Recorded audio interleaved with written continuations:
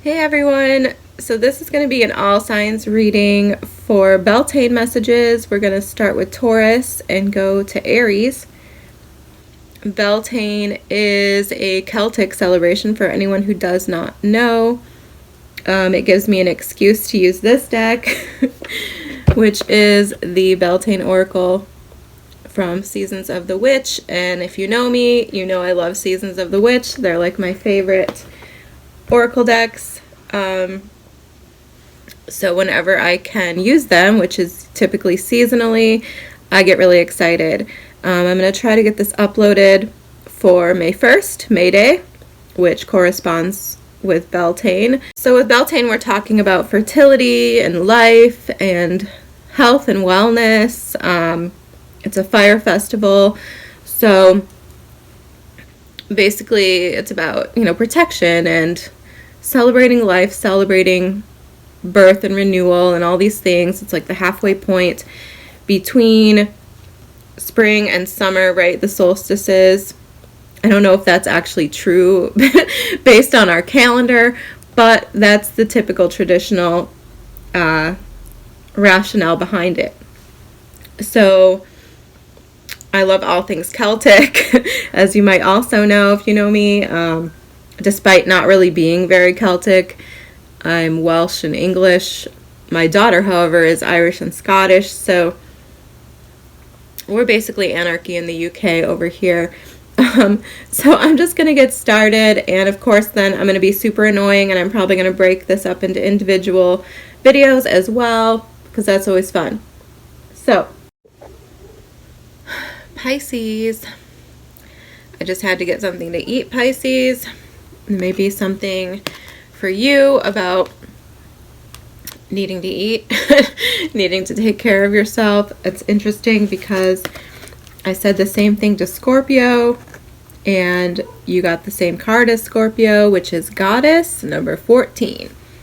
So I also really needed to stretch my legs. I think this has a lot to do with the fact that prior to Scorpio, I did Libra. Prior to you, I'm doing Aquarius. So this is air sign energy, which for some reason, I'm sure there's something in my chart about this. For some reason, it like activates my, I don't know, like my spiritual resources. It takes a lot out of me, maybe. But I don't know. I'm not sure how to really label that. I definitely tap in, I think, to the other realms pretty well with air energy. And I'm not sure why that is. Could be because I have a Gemini 12th house. Probably more so than anything. Where's my Aquarius? 7th house? 8th house? I don't know. And now there's a train, and there's also a dog barking outside. I'm really eager to get through with these readings, Pisces, but I'm not trying to rush it. Like I said, I had to stretch my legs.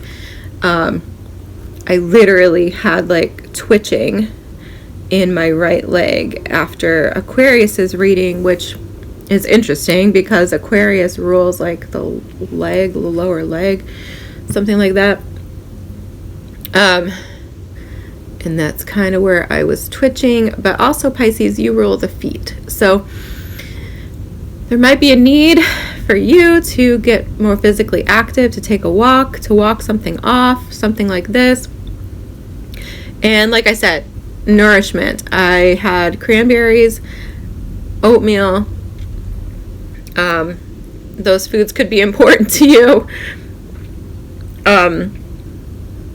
Or just in general, it could be important for you to take care of your health and nourish your body, right? Take care of your body, your physical body. Aquarius had sort of a message sort of along those lines, but not really. But there was a focus on the physical body in their reading as well. Anyway, so you got the card of Goddess, Pisces, so let's focus on you. I'm a Pisces. I don't know if I mentioned that. So that's probably why I'm overanalyzing the messages here, because these might apply to me as well. So it says, make sure to feel it in your bones. Oh, interesting. For you are what you believe. Right. So this, I mean, clearly is about being a goddess, right? It's about being powerful, believing you're powerful, knowing you're powerful, and acting accordingly, right? If you don't feel something intuitively is aligned with you, Pisces, trust that, right? I think most of us have probably at least learned that, if not put it into practice by now. So perhaps the challenge is to put it into practice, put it into action, right? Like, you know way more than you might want to admit, because, you know, we're the intuitives, we're the most intuitive sign, Pisces, and the sooner we realize that, accept that, and put it into action, the better off we'll be. And then people can stop telling us we're stupid, right? Because we sometimes can internalize that and second guess ourselves, and I mean, it never works out, does it? We always should trust our first intuitive hit, right? Don't ever question it. As crazy as it is, even if you're being guided to do something that's going to make you look ridiculous, follow the guidance, Pisces. That's all I can say. If life has taught me nothing else, it's that, right? Sometimes it's life or death. So I'm not even, saying that lightly. Let's look at the book on this.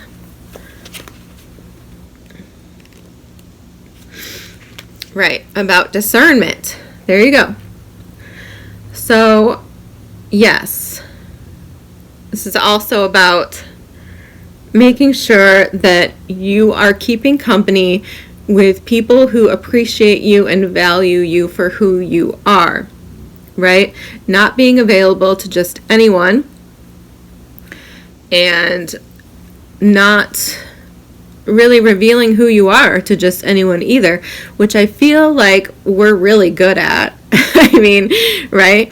So many people think we're so mysterious and never really know us, and I think most of the time that's by design, right? Like, because we know who we can and can't reveal our true selves with, and then we often act accordingly, even if we don't realize it, right? Anyway, do not feel pressured to say yes to every opportunity that requests your attention. Okay, take time to evaluate things before you proceed. And like I said, does the situation truly align with what you'd like to have in your life right now? Is it something you truly enjoy? Are you settling out of fear or worry that you won't get another chance like this? Yeah. Scorpio.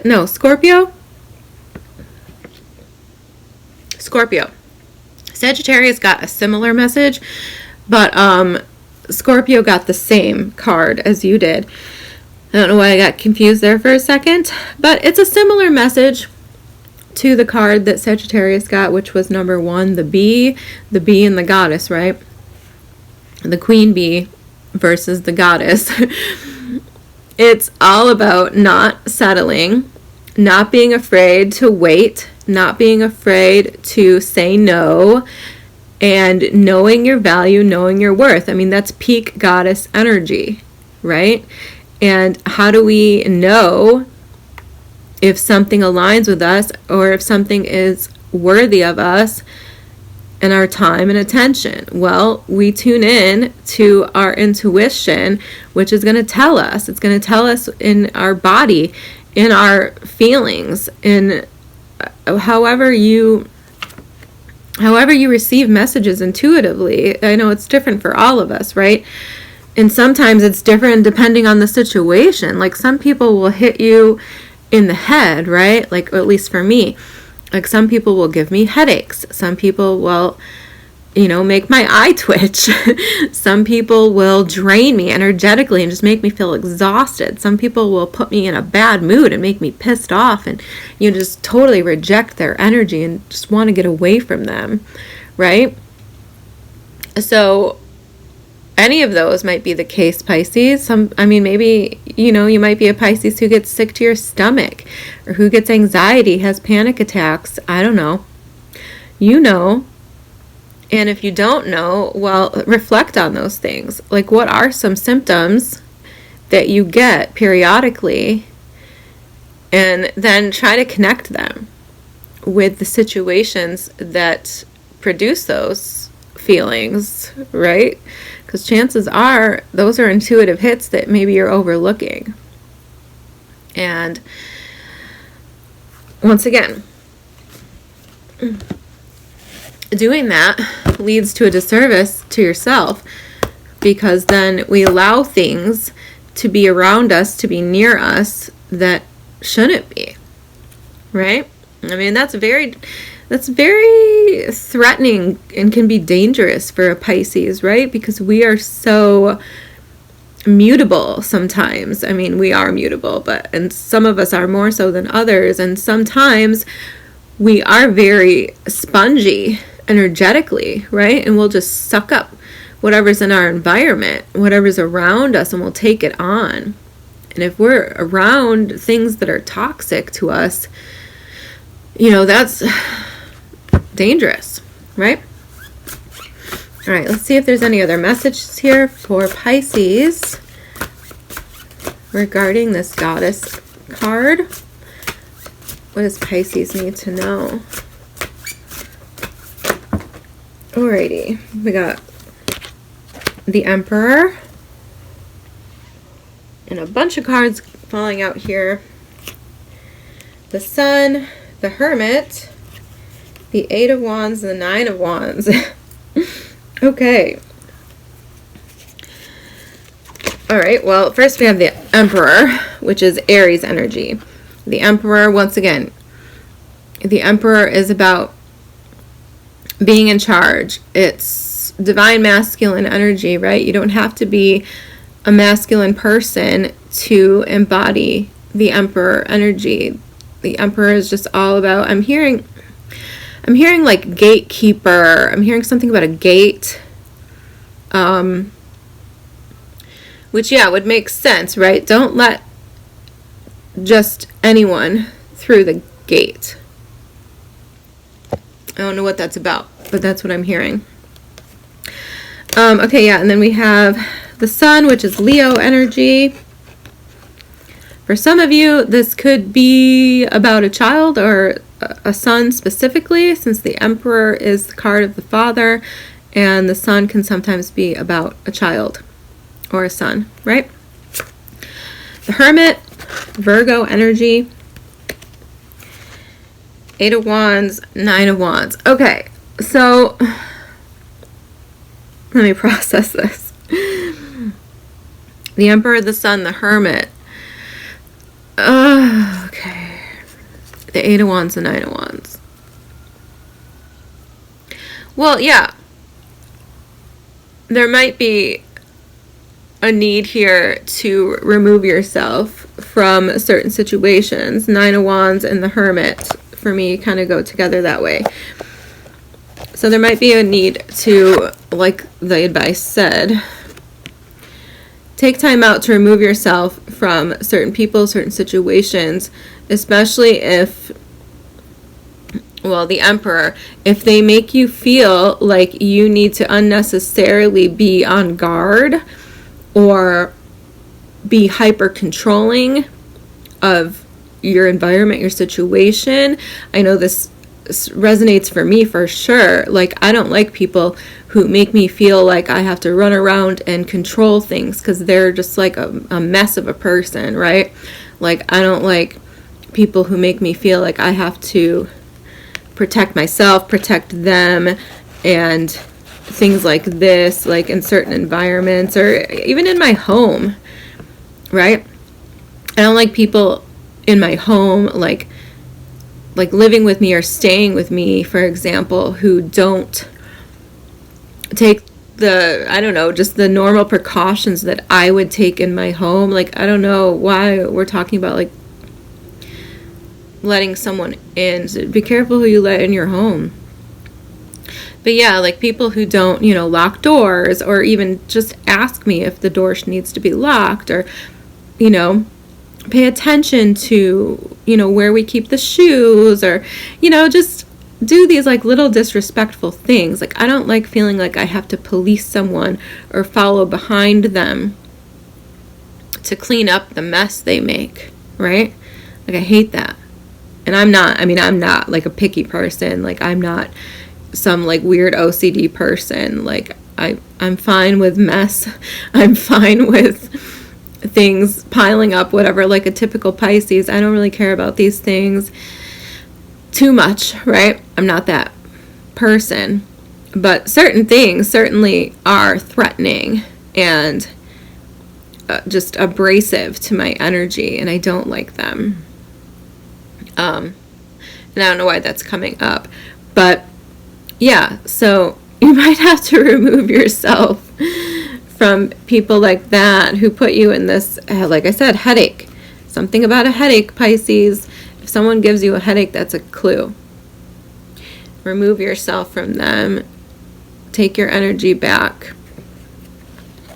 And this, with the Sun card here, I feel like there's a need to, like, oh, how do I put that? It's like counteracting. It's like a counter. I'm seeing like a tennis match here. Like, right, like sort of like, oh, my cat is doing something very bad and I want to yell at him. Do you want to come see Pisces? Come here. Come on. He was a good boy. He listened to me and he stopped doing what he was doing, and now he's over here. Oh, but he's laying on the floor. You don't want to come see Pisces? You want to come say hello? I bet they love you like I do. We love cats, don't we? So anyway, this could have something to do with a Virgo, because Virgo got the Wildcat card, which looks a lot like my cat, but won't come be on camera to say hi to you.